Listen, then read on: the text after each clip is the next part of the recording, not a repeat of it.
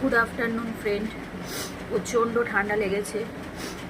দুপুরবেলা সবজি বাজার নিয়ে এসে বলেছিলাম তোমাদের যে প্রচণ্ড মানে চোখ দিয়ে জল পড়ছে, মানে এত ঠান্ডা লেগেছে। আর তার মধ্যে রোদটা লেগেছে।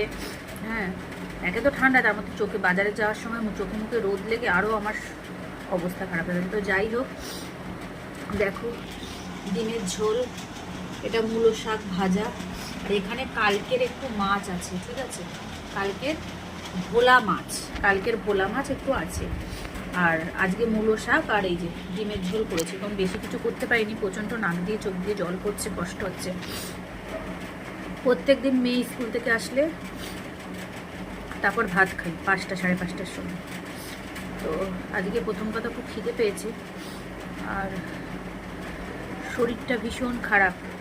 একটা ওষুধ খেতে হবে এই হাঁচি সর্দির জন্য, আর মাথা খুব যন্ত্রণা করছে, তাই জন্য আজকে আগেই খেয়ে নিচ্ছি। মিষ্টি আগে খেয়ে নিয়েছে, মিষ্টি খেয়ে ওই যে ওইখানে কাঁথা গায়ে দিয়ে শুয়ে পড়েছে, আর আমি এখন খাচ্ছি, খেয়ে শোবো। মেয়ে আসবে 5টার সময়, আসার সময় হয়ে গেছে। মেয়ে আসলে শুধু মেয়েকে খেতে দিয়ে দেবে। তো চলো খেয়ে নিই ঝটপট, তাও দেরি হয়ে গেল।